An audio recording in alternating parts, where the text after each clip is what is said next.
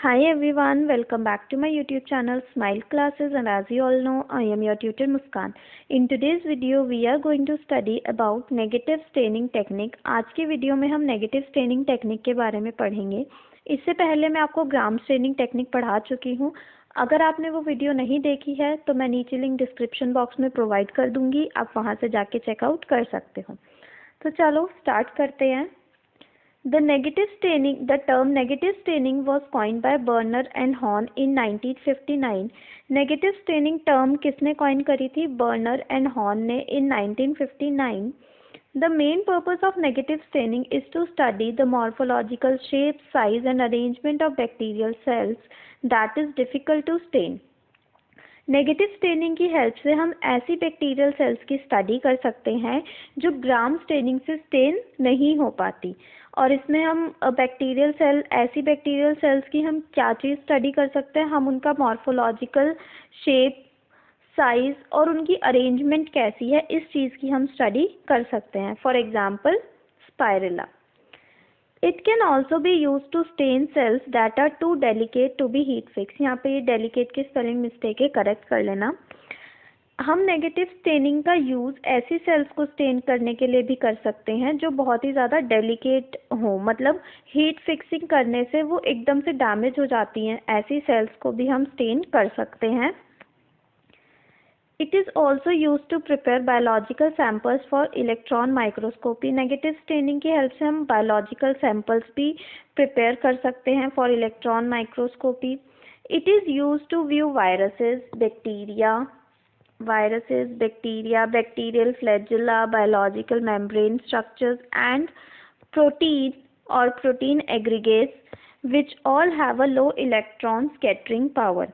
हम इसमें किस किस को देख सकते हैं? वायरसेस को देख सकते हैं, बैक्टीरिया को देख सकते हैं, बैक्टीरियल फ्लैजिला को देख सकते हैं, बायोलॉजिकल मेम्ब्रेन स्ट्रक्चर्स को देख सकते हैं, उनके प्रोटीन्स और प्रोटीन एग्रीगेट्स को देख सकते हैं जिनकी इलेक्ट्रॉन स्कैटरिंग पावर कैसी हो? बहुत ज़्यादा लो हो. Clear? Okay. Next, now move on to the principle of negative staining. अब नेगेटिव स्टेनिंग का प्रिंसिपल क्या है? देखो, Negative staining requires an acidic dye such as India ink or nigrosin. Negative staining में हमें एक एसिडिक डाई की ज़रूरत पड़ती है, चाहे वो इंडिया इंक हो या फिर निग्रोसिन हो, कोई भी एक डाई चलेगी. ठीक. These both stains are acidic stains. That means they readily gives up hydrogen ion and the chromophore of the dye becomes negatively charged. दोनों ही स्टेन कौन से? इंडिया इंक और निग्रोसिन. ये दोनों ही स्टेन कैसे हैं? एसिडिक स्टेन्स हैं. इसका मतलब क्या कि ये दोनों ही डाई क्या करती हैं? हाइड्रोजन आयन को बहुत जल्दी गिव अप कर देती हैं और जो डाई का क्रोमोफोर है वो कैसा हो जाता है? नेगेटिवली चार्ज्ड हो जाता है. क्रोमोफोर क्या होता है? किसी भी कंपाउंड में जो कलर है वो किसकी वजह से आता है? क्रोमोफोर की वजह से आता है. क्लियर? अब देखो, since the surface of most bacterial cells is negatively charge, the cell surface repel the stain. अब क्या है? जो बैक्टीरियल सेल्स, ज़्यादातर जो बैक्टीरियल सेल्स हैं उनकी सरफेस कैसी होती है? नेगेटिवली चार्ज होती है. अब हमारा डाई भी कैसा हो गया? नेगेटिवली चार्ज हो गया. और हमारे सेल की सरफेस, बैक्टीरियल सेल की सरफेस भी नेगेटिवली चार्ज है. तो ये दोनों क्या करेंगी? एक दूसरे को रिपेल करेंगी. ठीक है. बैक्टीरियल सेल्स स्टेन को रिपेल करेंगी. इसकी वजह से क्या होगा? The glass of the slide will stain. जिस ग्लास स्लाइड पे हमने अपना सैंपल प्रिपेयर किया था वो ग्लास स्टेन हो जाएगा, पर जो बैक्टीरियल सेल्स है वो स्टेन नहीं होंगी. The bacteria will show up as a clear spot against a dark background. Bacteria हमें किस तरह से दिखेगा? एक क्लियर स्पॉट दिखेगा डार्क बैकग्राउंड के ऊपर. क्लियर? ये इसका प्रिंसिपल था. ओके.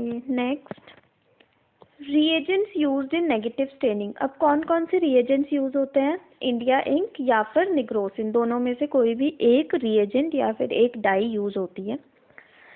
देखो, अब प्रोसीजर क्या है? Place a very small drop of nigrosin near one end of a well clean and flamed slide. सबसे पहले हम एक ग्लास स्लाइड लेंगे, उसको स्टेरलाइज कर लेंगे अच्छे से। देन स्टेरलाइज करने के बाद उसके एक एंड पर हम क्या रखेंगे, निग्रोसिन की एक ड्रॉप रखेंगे। फिर remove a small amount of culture from a slant with an inoculating loop and disperse it in the drop of stain without spreading the drop। उसके बाद हम क्या करेंगे, स्लांट में से with the help of inoculating loop हम culture लेंगे small amount में और उसको डिस्पर्स कर देंगे स्टेन के अंदर, और स्टेन के अंदर इस तरह से डिस्पर्स करेंगे कि जो ड्रॉप है, ठीक है, वो स्प्रेड ना हो। फिर use another clean slide to spread the drop of stain containing the organism. फिर हम एक दूसरी क्लीन स्लाइड लेंगे, ठीक है, क्लीन और स्टेरिलाइज्ड स्लाइड लेंगे और उससे क्या करेंगे, स्टेन को स्प्रेड कर देंगे। फिर स्मीयर को allow the smear to air dry without heating. फिर हम स्मीयर को एयर ड्राई होने देंगे बिना हीटिंग के। Focus a thin layer immersion under immersion oil and observe the unstained cells surrounded by the gray stain। फिर हम उसमें इमर्शन ऑयल अप्लाई करेंगे और उसको क्या कर लेंगे, ऑब्जर्व कर लेंगे अंडर माइक्रोस्कोप। देखो यहाँ से बहुत इजीली आपको समझ आ जाएगा। सबसे पहले हम क्या करेंगे, निग्रोसिन की एक ड्रॉप रखेंगे स्टेरिलाइज्ड स्लाइड के एक कॉर्नर पे, ठीक है। फिर हम इनोक्यूलेटिंग लूप की हेल्प से स्मॉल अमाउंट ऑफ कल्चर लेंगे और उस ड्रॉप के अंदर क्या कर देंगे, डिस्पर्स कर देंगे, और डिस्पर्स भी हम इस तरह से करेंगे कि जो ड्रॉप है वो स्प्रेड ना हो। देन हम दूसरी क्लीन और स्टेरिलाइज्ड स्लाइड लेंगे और उसकी हेल्प से हम उसको ड्रॉप को क्या कर देंगे, स्प्रेड कर देंगे। स्प्रेड करने के बाद उसको हम एयर ड्राई होने देंगे। एयर ड्राई होने के बाद इमर्शन ऑयल अप्लाई करके उसको क्या कर लेंगे, ऑब्जर्व कर लेंगे। इमर्शन ऑयल क्या करता है, immersion oil increases the amount of light passing from the specimen into the objective lens, or we can say that immersion oil increases the resolving power of the microscope। अब देखो जब हमने negative staining करी तो हमें result कुछ इस तरह से ऑब्टेन होता है। बैकग्राउंड कैसा है, हमारा डार्क है, और जो बैक्टीरियल सेल्स हैं वो कैसी दिख रही हैं, बिल्कुल क्लियर ग्रे कलर की दिख रही हैं, ठीक है। ये पूरा नेगेटिव स्टेनिंग का प्रोसीजर था। एक बार प्रिंसिपल हम फिर से देख लेते हैं।